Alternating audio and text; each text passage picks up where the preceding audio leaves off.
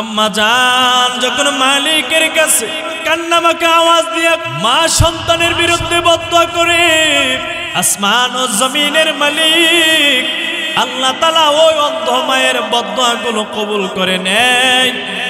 নবী আমার জানায়া দেয়, আবু দাউদ শরীফের হাদিস নাম্বার হলো 1536 নাম্বার, তিরমিজি শরীফের হাদিস নাম্বার হলো 1905 নাম্বার।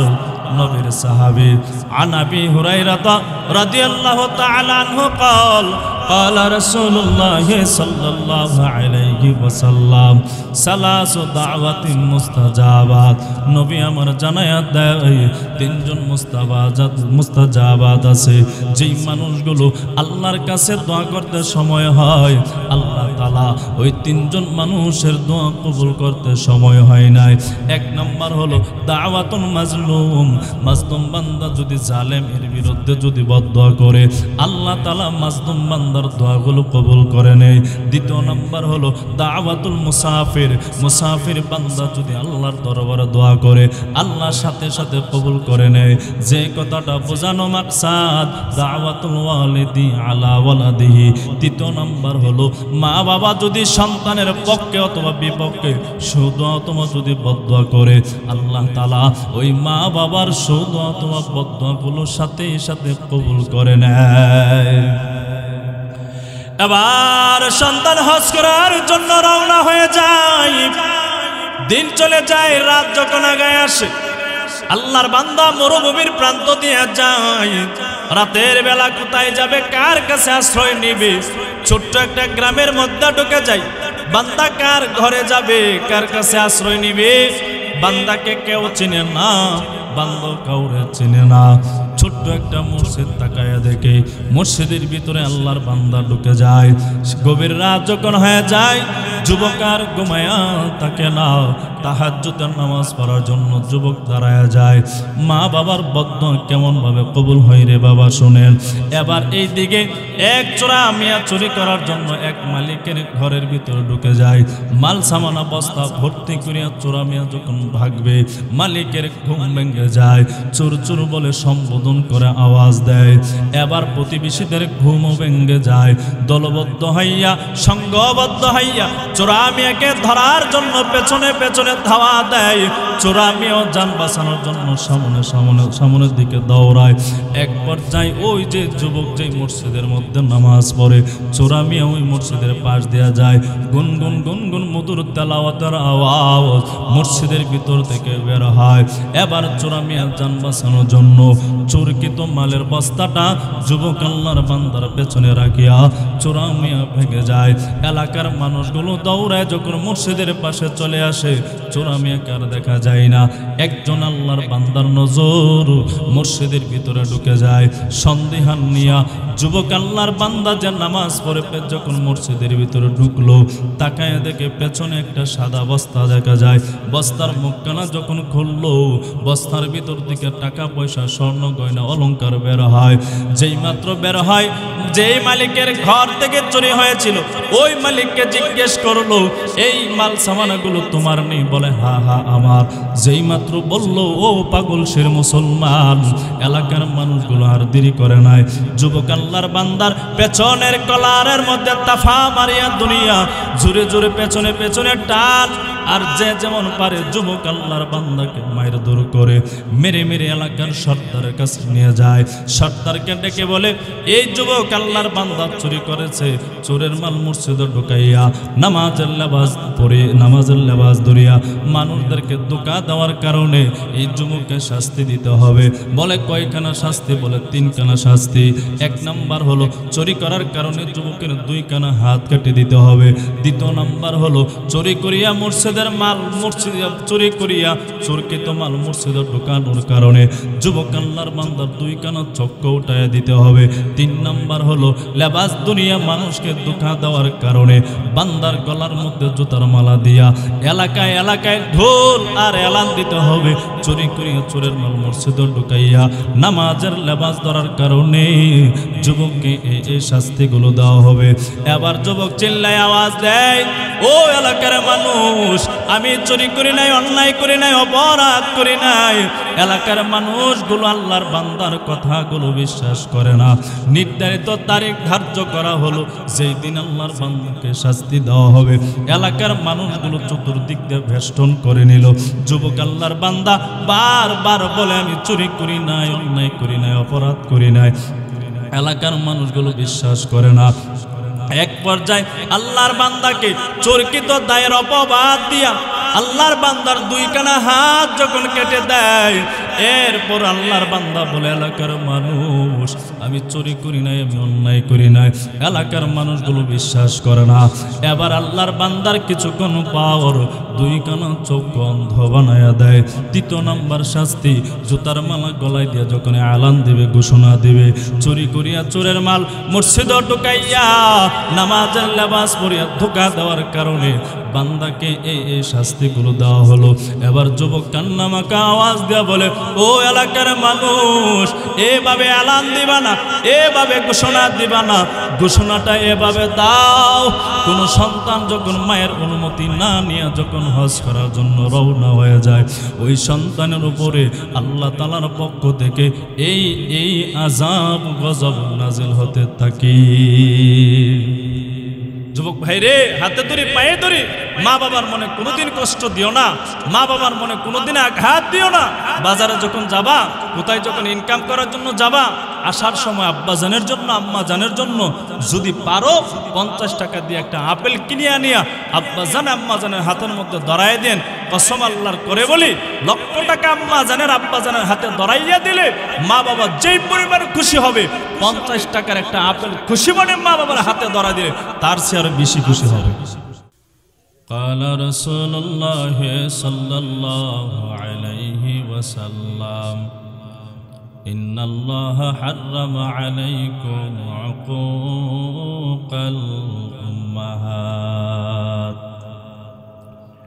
নবীজির সাহাবী হযরত মুগীরা রাদিয়াল্লাহু তাআলা আনহু হতে বর্ণিত, তিনি বলেন রাসূল আকরাম সাল্লাল্লাহু আলাইহি ওয়াসাল্লাম ইরশাদ করেন, ইন্নাল্লাহা হাররামা আলাইকুম, নিশ্চয় আল্লাহ তোমাদের উপর হারাম করে দিয়েছেন উকুকাল উম্মাহাত, মা বাবার সাথে অসৎ আচরণ করা যাবে না, মা বাবার সাথে খারাপ আচরণ করা যাবে না, মা বাবাকে গালিগালাজ করা যাবে না, মা বাবাকে ধমক দিয়ে কথাবার্তা বলা যাবে না, মা বাবার সামনে চোখ রাঙ্গায় কথাবার্তা বলা যাবে না। হারাম করে দিয়েছেন তিনি কে? এরে পাগলশির মুসলমান, ভালো করে শুনে যান। আল্লাহ তাআলা সূরা নিসা 36 নম্বর আয়াতে কালেমার মধ্যে জানায়া দেন, ওয়া'বুদুল্লাহা ওয়া লা তুশরিকু বিহি শাইআন ওয়া বিল ওয়ালিদাইনি ইহসানা। আল্লাহ বলেন, ও দুনিয়ার গোলাম, আমি আল্লাহ তাআলার ইবাদত করো, আমি আল্লাহ তাআলার গোলামি করো, বন্দেগী করো। সাবধান গোলাম, ওয়া লা তুশরিকু বিহি শাইআ, আমি আল্লাহ তাআলার যা সত্তার সাথে শিরিক করবা না, অংশীদার সাব্যস্ত করবা না। ওয়া বিল ওয়ালিদাইনি ইহসানা, ও দুনিয়ার সন্তানাদি আর মা বাবার সাথে ভালো আচরণ করবা, উত্তম আচরণ করবা, সদাচরণ করবা। নির্দেশ দিয়েছেন তিনি কে?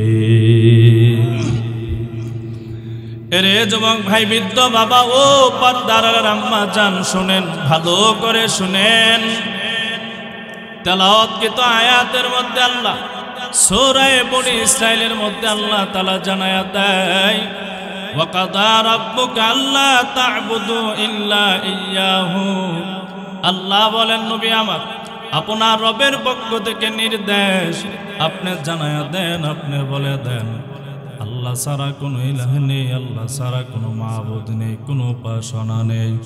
ওয়াবিল ওয়ালিদাইনি ইহসানা, আর দুনিয়ার সন্তানদেরকে জানায়া দেন সন্তানাদিগুলো যেন তার মা বাবার সাথে সদাচরণ করে, ভালো আচরণ করে, উত্তম আচরণ করে। নির্দেশ কার? ইম্মা ইয়াবলুগান্না ইনদাকাল কিবারা আহাদুহুমা আও কিলাহুমা। আল্লাহ আমার জানায়া দেয়, ও দুনিয়ার সন্তানাদি, তোমাদের নিকট যদি তোমাদের মা বাবা উভয়জন অথবা যে কোনো একজন বৃদ্ধ অথবা বৃদ্ধা অবস্থায় যদি পৌঁছায়া যায়, ফালা তাকুল লাহুমা উফ, সাবধান সন্তান সাবধান, মা বাবার সাথে উপশব্দ প্রয়োগ করবা না, মা বাবার সাথে উপশব্দ ব্যবহার করবা না। ওয়ালা তানহারহুমা, বরঞ্চ এবং মা বাবাকে ধমক দিয়ে কথাবার্তা বলবা না। ওয়াকুল লাহুমা কাওলান কারীমা। আল্লাহ জানায়া দেয়, শিখায়া দেয়, বরঞ্চ মা বাবার সাথে উত্তম শব্দ দিয়ে কথাবার্তা বলবা, মা বাবার সাথে মার্জিত ভাষায় কথাবার্তা বলবা, মা বাবার সাথে সাবলীল ভাষায় কথাবার্তা বলবা। নির্দেশ কার? এরে যুবক ভাই, বৃদ্ধ বাবা ও পর্দার আম্মা জান, শুনেন, কেন মা বাবার সামনে শব্দ প্রয়োগ করবেন না? কেন মা বাবাকে ধমক দিয়ে কথাবার্তা বলবেন না? বরঞ্চ মা বাবার সাথে সাবলীল ভাষায় কথাবার্তা বলবেন, মা বাবার সাথে মার্জিত ভাষায় কথাবার্তা বলবেন। কেনই বলবেন? কেন ধমক দিয়ে কথাবার্তা বলতে পারবেন না? কেনই মা বাবার সামনে শব্দ ব্যবহার করতে পারবেন না? বরঞ্চ মা বাবার সাথে কেন ভালো আচরণ করতে হবে? আল্লাহ নিজেই জবাব দেয় সূরা লুকমানের 14 নম্বর আয়াতে কালেমার মধ্যে। আল্লাহ তাআলা জানায়া দেয়, ওয়াসাইনাল ইনসানা বিওয়ালিদাইহি। মালিক আমার জানায়া দেয়, ও দুনিয়ার সন্তানাদি, মা বাবার সাথে ভালো আচরণ করবা, উত্তম আচরণ করবা। কেন করবেন? আল্লাহ নিজে জবাব দেয়, হামালাতুহু উম্মুহু ওয়াহনান আলা ওয়াহন। কেন রে সন্তান জাননি, তোমার জনম দুঃখিনী আম্মা জান 10 মাস 10 দিন ধরে ধরে আপনা আমাকে কষ্ট করে করে করে করে আম্মা জান আপনা আমাকে 10 মাস 10 দিন গর্ভধারণ করেছে, ঠিক কিনা? ওয়াফিসালুহু ফি আমাইন। আর 2 বছর ধরে ধরে আপনা আমার জনম দুঃখিনী আম্মা জান 2 বছর ধরে ধরে আপনা আমাকে আমার আম্মা জানের স্তনের দুধ পান করিয়েছেন। আল্লাহ জানায়া দেয়, আনিশকুরলি ওয়ালি ওয়ালিদাই। ও দুনিয়ার সন্তানাদি, আমি রবের প্রশংসা আদায় করো, আমি রবের শুকরিয়া আদায় করো, আমি রবের কৃতজ্ঞতা আদায় করো। সাথে সাথে দুনিয়ার সন্তানাদি, তোমাদের মা বাবার শুকরিয়া আদায় করো, কৃতজ্ঞতা আদায় করো। ইলাইয়াল মাসির। একদিন কিন্তু আমি আল্লাহ তাআলার কাঠগড়ায় তোমাদেরকে দাঁড়াতে হবে। দুনিয়ার জিন্দেগিতে মা বাবার খেদমত করলেন কি করলেন না? মা বাবার আদেশ নিষেধ মানলেন কি মানলেন না? মা বাবা অসুস্থ হয়ে গেলে মা বাবার চিকিৎসা করালেন কি করালেন না? মা বাবার টাকা পয়সার প্রয়োজন দিলেন কি দিলেন না? মা বাবার কোনো জিনিসের প্রয়োজন মিটালেন কি মিটালেন না? দুনিয়ার জিন্দেগিতে মা বাবার আদেশ মানলেন কি মানলেন না? মা বাবার আদেশ নিষেধ মেনে চললেন কি চললেন না? হাসরের ময়দানে আল্লাহ তাআলার কাঠগড়ায় দাঁড়াইয়া পুঙ্খানো ভাবে রব আপনি আমার কাছে হিসাব নিবি কি নিবে না? নিবে না, নিবে না। এরে পাগলশির মুসলমান, শুনেন, ভালো করে শুনেন, মা বাবা বড় একটা দামি সম্পদ। নবী আমার জানায়া দেয়, তিরমিজি শরীফের হাদিস নাম্বার হলো 1799 নাম্বার অথবা 1900 নম্বর হাদিস। নবীর সাহাবী عن عبد الله بن عمرو رضي الله تعالى عنه قال قال رسول الله صلى الله عليه وسلم رضا الرب في رضا الوالد وسخط الرب في سخط الوالد। নবীজি জানায়া দেয়, রিজাল রাব্বি ফি রিজাল ওয়ালিদ, সন্তানের উপরে মা বাবা খুশি তো আমার আল্লাহ খুশি। সুবহানাল্লাহ কয় না রে। ওয়া সাখাতুর রাব্বি ফি সাখাতিল ওয়ালিদ, ওই সন্তানের উপরে মা বাবা বেজার তো আমার আল্লাহ বেজার। বুঝে থাকলে বাবা বলে যান, সন্তানের উপরে যদি মা বাবা যদি খুশি থাকে, মা বাবার খুশিতে খুশি হয় তিনি কে?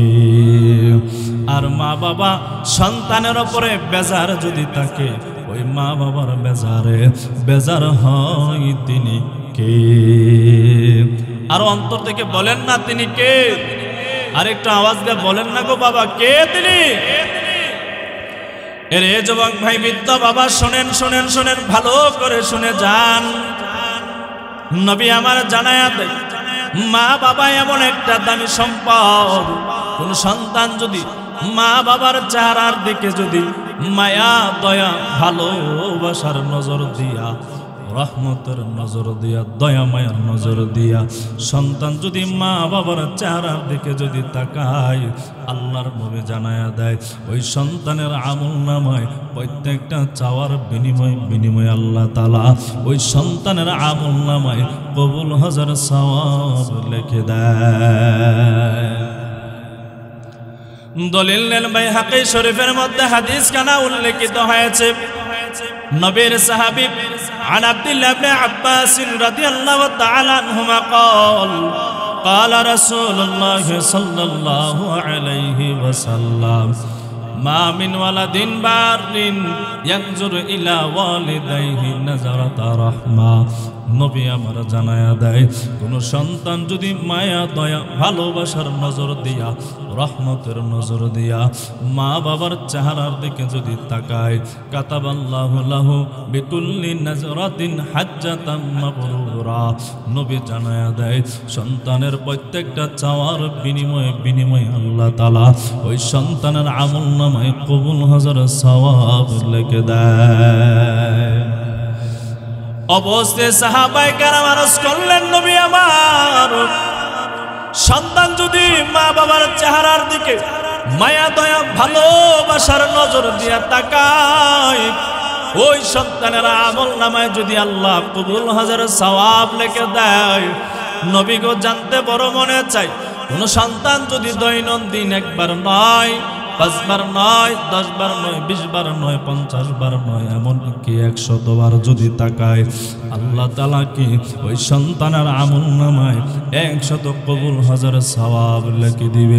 নবী আমার ডেকে ডেকে বলে, ও সাহাবায়ে কেরাম আমার, কোন সন্তান যদি দৈনন্দিন একবার নয়, 5 বার, 10 বার, 20 বার, 50 বার, এমনকি 100 বার যদি মা বাবার চেহারার দিকে মায়া দয়া ভালোবাসার নজর দিয়া তাকায়, রহমতের নজর দিয়া যদি তাকায়, আল্লাহ তাআলা ওই সন্তানের আমল নামায় 100 কবুল হাজার সওয়াব লিখে দিবি। মায়া দয়া ভালোবাসার নজর দিয়া যদি সন্তান যদি মা বাবার চেহারার দিকে তাকায়, ওই সন্তানের আমল নামায় কবুল হাজার সওয়াব লিখে দিবে। তিনি কে? কথা কয় না বাবা কে? কিন্তু 5 লক্ষ টাকা ব্যয় করিয়া, 7 লক্ষ টাকা ব্যয় করিয়া হজ করতে যাবেন, হজ কবুল হবে কি হবে না গ্যারান্টি আছে বাবা? কথা বলেন সবাই, গ্যারান্টি আছে? আর যদি এই টাকার ভিতরে যদি সুদের টাকা থাকে, কথা কয় না, ঘুষের টাকা থাকে, দুর্নীতির টাকা থাকে, জনগণের টাকা মারিয়া পকেট ভর্তি করিয়া যদি হজ করতে যায়, হজ কবুল হবেনি মনে করেন? কথা বলে না বাবা, হজ কবুল হবেনি নাকি হজকে 12টা বাজায় আসবে? কিন্তু আল্লাহর নবী কি জানায়া দেয়, সন্তান যদি মায়া দয়া ভালোবাসার নজর দিয়া যদি মা বাবার চেহারার দিকে তাকায়, আল্লাহ তাআলা ওই সন্তানের আমল নামায় কবুল হাজার সওয়াব লিখে দিবে। কিন্তু অনেক কপাল পোড়া সন্তান এমন আছে, 20 বছর, 25 বছর, 30 বছর পর্যন্ত দুঃখিনী আম্মা জান আব্বা জান লালন পালন করিয়া, যেই মাত্র কয়েকটা গ্রাম দেখিয়া একটা মাইয়ার সাথে বিবাহ বন্ধনে আবদ্ধ করায় দেয়, তখন আব্বাজানকে আম্মাজানকে ফালাইয়া শ্বশুর বাড়িতে চলে যায়, অথবা মা বাবারে ফালাইয়া আলাদা সংসার সাজায়। কথা কই না? আসেনি এমন? যুবক ভাই, হাতে ধরি পায়ে ধরি ওই মা বাবার মতন দামি সম্পদ পৃথিবীতে কাউকে পাবা না। নবীজি ফাইনাল জবাব আগে জানাই গেছেন, দুনিয়াতে যার মা বাবা জীবিত আছে তার দুইটা জান্নাত আছে। যার মা অথবা বাবা দুনিয়াতে বেঁচে আছে তার একটা জান্নাত আছে। যার মা বাবা দুনিয়াতে নাই, দুনিয়াতে তার দুইটা জান্নাত নাই।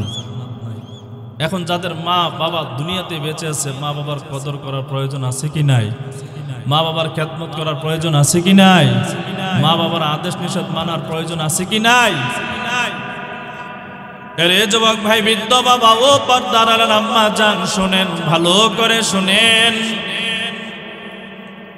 বুখারী শরীফের হাদিস নাম্বার হলো 6311 নাম্বার। নবীর সাহাবী عن أبي هريرة رضي الله تعالى عنه قال قال رسول الله صلى الله عليه وسلم لا ترغبوا عن آبائكم। নবী আমার জানায়া দেয়, ও দুনিয়ার সন্তানাদি, তোমরা তোমাদের চেহারাগুলোকে মা বাবার চেহারার সামন থেকে দূরে সরায় নিও না, দূরে হটায় নিও না। ফামান রাগিবা আন আবিহি, যদি তোমাদের দয়া মায়া রহমতের নজরগুলো মা বাবার চেহারার সামন থেকে যদি দূরে সরায় নাও, কি হবে নবী জানায়া দেয়, আসমানের নিচে জমিনের উপরে ফাহুয়া কাফার, ফাহুয়া কাফার, এর সে বড় কবিরা গুনাহ আর হতে পারে না। নাউযুবিল্লাহ। মা বাবার চোখের সামন থেকে, মা বাবার চেহারা থেকে তোমাদের চেহারাগুলোকে দূরে সরায় নিও না। মা বাবা অসুস্থ হলে মা বাবার চিকিৎসা করাও। মা বাবার টাকা পয়সার প্রয়োজন হলে মা বাবার টাকা পয়সা দাও। মা বাবার কোনো জিনিস প্রয়োজন হলে, খাবার দাবারের প্রয়োজন হলে খাবার দাবার দাও।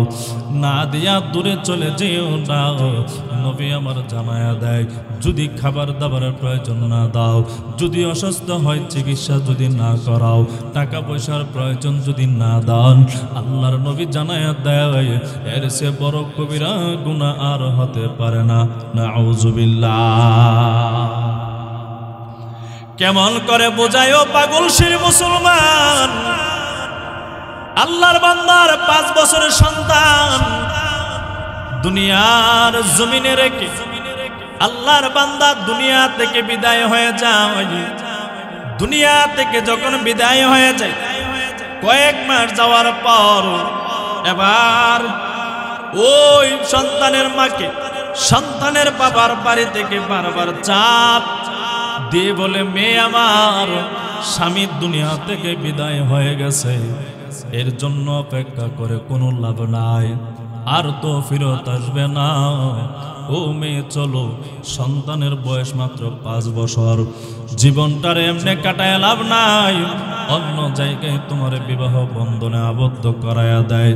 এবার সন্তানের মা মনে মনে ভাবে, আমি যদি আমার সুখ শান্তির চিন্তা ভাবনা করে অন্য জায়গায় যদি বিবাহ বন্ধনে আবদ্ধ হয়ে যায়, আমার 5 বছরের ইতিম সন্তান, মাসুম বাচ্চা, তার দেখাশোনা কে করবে? কে তার লালন পালন করবে? কে তার খাবার দাবারের ব্যবস্থা করে দিবে? কে তার যত্ন করবে? না না, আমি অন্য জায়গায় বিবাহ বন্ধনে আবদ্ধ হব না, বরঞ্চ আমার সন্তানের সুখ শান্তির চিন্তা ভাবনা করে আমার জীবনটারে আমি সন্তানের পেছনে বিসর্জন দিয়ে দেব। এরে পাগল শির মুসলমান, এমন মা জমিনে আছে কি না?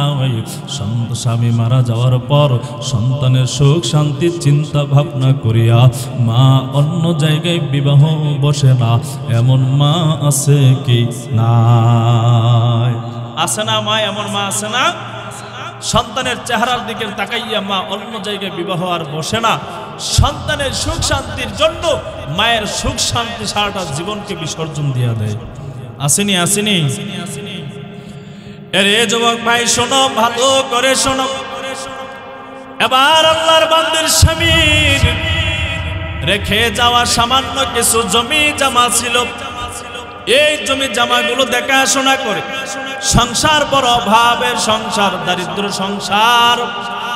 এবার আল্লাহর বান্দি সংসার চালাতে গিয়া, সন্তানকে বড় বানাতে গিয়া টাকা পয়সার প্রয়োজন।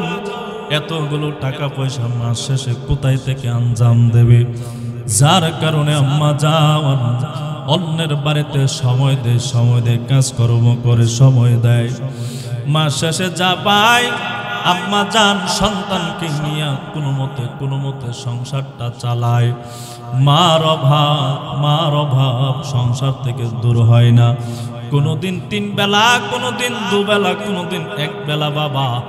কোনো মাসে এমনও কয়েকটা দিন যায় খাবার খাই না, শুধু পানি খাইয়া আম্মা জান দিনটা কাটায়। এভাবে আম্মা জান কঠোর পরিশ্রম করে সন্তানকে 20 বছর পর্যন্ত লালন পালন করে। আম্মা জান কঠোর পরিশ্রম করার কারণে মায়ের অবস্থা তেমন ভালো না, ধরা পড়েছে। এই অসুস্থতার কারণে আম্মা জানের 2 কানা চোখ অন্ধ হয়ে যায়। আম্মা জান 2 চোখ দিয়ে আর কোনো কিছু দেখতে পারে না। এবার সন্তানের বয়স যখন মোটামুটি 25 বছর হয়ে গেল, সন্তান এবার আম্মা জানের খেদমত করে। আম্মা জানের খাবার দাবারের প্রয়োজন, আম্মা জানের খাবার দাবারের ব্যবস্থা করে দেয়। আম্মা জানের গোসলাদি পানির প্রয়োজন, আম্মা জানের পানির ব্যবস্থা করে দেয়। মায়ের যত্ন করার প্রয়োজন, ওই সন্তান আম্মা জানের যত্ন করে। এইভাবে 1 2 3 4 5 10 বছর পর্যন্ত সন্তান অন্ধ মায়ের খেদমত করে, দেখাশোনা করে। একদিন সন্তান আম্মা জানের কাছে আসে অনুমতি চাই, ও আমার আম্মা জান, দিলে বড় তামান্না, দিলে বড় ইচ্ছা আকাঙ্ক্ষা। বলে কি? বলে মা, জীবনে একবার হলো আমি হজ করতে যাব গো আম্মা জান। খানায় কাবা আমি তাওয়াফ করব, নবীজি রওজা মুবারকের সামনে দাঁড়াইয়া নবীকে একবার সালাম দেব। আম্মা জান অনুমতি দেন। আম্মা জান ডেকে বলে, সন্তান আমার, আমি মা অন্ধ, আমি মা দুর্বল, আমি মা অসহায়। ওরে সন্তান, তুমি যদি হজ করতে চলে যাও, যতদিন থাকবা ততদিন আমি অন্ধ মায়ের দেখাশোনা কে করবে? কে আমার লালন পালন করবে? কে আমার দেখাশোনা করবে? তুমি ছাড়া তোমার দ্বিতীয় কোনো ভাই নাই, দ্বিতীয় কোনো বোন নাই, এমন কোনো আত্মীয় স্বজন নাই। তুমি চলে যাওয়ার পর আমার দেখাশোনা করবে। সন্তান, তুমি এখন যেও না, আমি মা যেদিন দুনিয়াতে থাকবো না, এরপরে আল্লাহ তোমার যতবার তৌফিক দেয় তারপরে তুমি ততবার হজ করার জন্য যাইও। এর যুবক ভাই, বৃদ্ধ বাবা, ও পর্দার আলের আম্মা জান, এবার কপাল পরা সন্তান, মা বারবার বাধা দেওয়ার পরও কপাল পরা সন্তান এবার মানে না। মায়ের অনুমতি না নিয়ে সন্তান হজ করার জন্য রওনা হয়ে গেল। নাউজুবিল্লাহ। এমন সন্তান জমিনে আছে কি নাই যে মা বাবা যদি বলে সন্তান এই কাজ করো, সন্তান করতে চাই না। মা বাবা যদি বলে সন্তান এই কাজ করো, সন্তান করে না। যদি মা বাবা বলে সন্তান এই কাজ করি না, সন্তান আর বেশি করে করে। কথা কই না? হ্যাঁ, ঠিক নেই? এরে যুবক ভাই, বৃদ্ধ বাবা, ও পর্দার আলের আম্মা জান, শুনেন। এবার সন্তান যখন হজ করার জন্য রওনা হয়ে গেল, ওই অন্ধ মায়ের দিলের মধ্যে বড় আঘাত, অন্তরের মধ্যে আম্মা জানের বড় আঘাত লেগে যায়। আম্মা জান আর সহ্য করতে পারে না। মায়ের চোখ বেয়ে টপ টপ করে পানি পড়তেছে। চোখের পানি দ্বারা আম্মা জানের গাল ভিজে যায়। গাল ভিজে ভিজে আম্মা জানের চোখের পানি বুক পর্যন্ত চলে আসে। এর যুবক ভাই, বৃদ্ধ বাবা, কেন ঘটনা টানতেছি? বলে নবী আমার জানায় গেলেন, সন্তান যদি মায়া দয়া রহমতের নজর যদি মা বাবার চেহারা থেকে যদি দূরে সরায় নেই, কবিরা গুনাহ হয়। আর সন্তান যদি মায়া দয়া রহমতের নজর মা বাবার চেহারা থেকে যদি দূরে সরায় নেয়, আল্লাহ তাআলা রহমতের নজর গুলো সন্তানের মাথা থেকে দূরে সরায় নেয়। এবার আম্মা জান সহ্য করতে পারে নাই। আসমানের দিকে চেহারাটা উঠাইয়া কান্না বাঁকা আওয়াজ দিয়া আসমান ও জমিনের মালিক আল্লাহর কাছে অভিযোগ দেয়, ও আল্লাহ, 10 মাস 10 দিন পর্যন্ত সন্তানকে পেটের মধ্যে ধারণ করলাম, সন্তানের জন্য কত কষ্ট করলাম, কত দিন কাটালাম, রাত কাটালাম, আরামে কাটাতে পারি নাই রে মালিক। আজকে ওই সন্তান 5 বছর বয়সের সময় সন্তানের আব্বা জান দুনিয়া থেকে বিদায় হয়ে গেছে, এই সন্তানের সুখ শান্তির চিন্তা ভাবনা করিয়া আমি মা অন্য জায়গায় বিবাহ বন্ধনে আবদ্ধ হয় নাই, আমি আম্মা জানের সুখ শান্তি বিসর্জন দিয়ে দিলাম। কঠোর পরিশ্রম করে করে সন্তানকে বড় বানাতে গিয়া আল্লাহ আমার দুই কানা চক্ষু আমি হারায় ফেললাম। ও মালিক, সন্তান হজে যাবে, আমি তো বাধা দেই না বলেছি, যখন আমি মা দুনিয়াতে থাকবো না তারপরে যাওয়ার জন্য। সন্তান যদি চলে যায়, আমি অন্ধ মায়ের দেখাশোনা কে করবে, কে আমার লালন পালন করবে, কে আমার যত্ন নেবে? কিন্তু কপাল পরা সন্তান মানে নাই, হজ করার জন্য রওনা হয়ে গেল।